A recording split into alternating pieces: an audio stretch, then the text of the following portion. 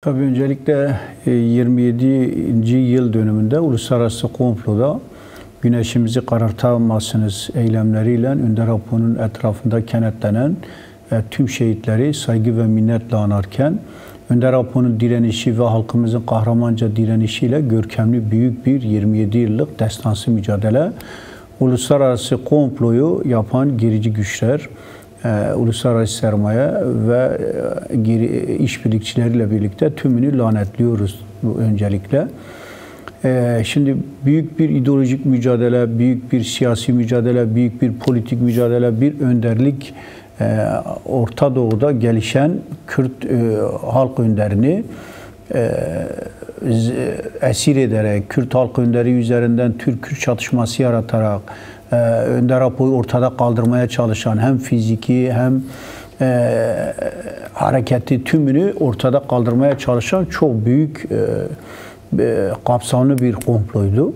Bu komplocu güçler tabii Türkiye ile sınırlı kalmadı. Türkiye'nin dışında Amerika, İsrail birçok uluslararası gücün içinde yer aldığı ulus devlet sisteminin aslında yani uluslardan çok ulus devletler, devlet çıkarları temelinde böyle yakıcı bir şekilde Kürt sorunu daha da Orta Doğu'nun kalbine böyle bir bıçak gibi, bir ateş topu gibi bırakarak, alevlenmesini sağlayarak aslında 2012'lerden sonra gelişecek olan o büyük değişim, dönüşüm süreci ya da bir Orta Doğu'daki büyük Orta Doğu projesini bu şekilde Türk-Kürt savaşıyla Önder Apo'yu böyle ortadan kaldırarak yapmaya çalıştılar.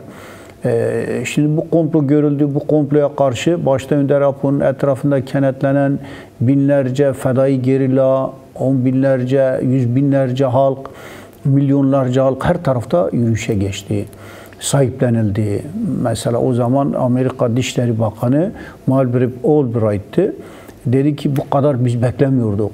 Nasıl büyük bir sahiplenme var.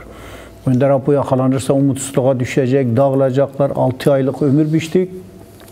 Ama İran'da, Rojava Kürdistan'ında, Başur'da, Rojava'da, Bakur'da, dünyanın her tarafında Kürtler ayakta ve dostlar ayakta. Bu nasıl bir sahiplenme? Neden bu büyük bir örgütlemenin bu kadar kapsamlı uluslararası bir örgüte, bir Kürt gücünün olduğunu görmemiştik. Şimdi aslında Kürt halkının politik gücü ortaya çıktı. Önder Apo'ya sahiplenmeyle birlikte Önder Apo içeride de büyük bir mücadele içerisine girdi ideolojik anlamda. Önder Apo görüşmelerle Önder Apo Türkiye Devleti'nde belli bir müzakere çekmeye, yeni bir paradigma, yeni bir siyaset yürütmeye çalıştı. Önder Apo kendisi hem politik bir mücadele yürüttü, orada yeni bir ideolojik mücadele yürüttü. Dışarıda da halk kitlesel olarak çok yoğun bir eylemlik süreci içerisindeydi.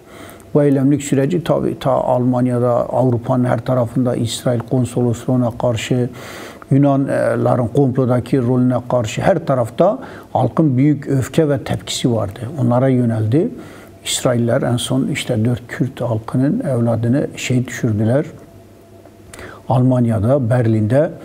Tabii bu ne anlama geliyor? Demek ki bu işin içinde yer alan İsrail, Mossad ve Amerikan planları vardı. Bugün nasıl Orta Doğu'yu dizayn etmek istiyorlar?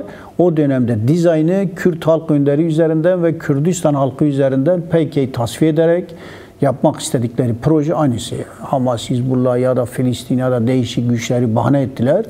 Bunlar üzerinde Orta Doğu'yu dizayn ettiler. 2000'lerin başında bunu yaptılar 99'da. Ama Önder Apo boşa çıkardı. Önder Apo nasıl boşa çıkardı? Önder Apo hem halkın büyük sahiplenmesiyle politik anlamda Türk devletine burada bir oyun var, bu oyunu boşa çıkartalım. Politik bir mücadele yürüttü. Önder Apo dışarıda eli güçlendirilerek, eylemlerle, herkesle çağrı yaptı. Biz silahlı mücadeleyi geri çekilerek durdurabiliriz. Bir ateşkes süreci içerisine girelim. Bu büyük bir oyun var. Türk-Kürt savaşıyla büyük bir savaş başlatılmak isteniyor. Önder Apo bu değerlendirmelerle birlikte Türkiye devletinin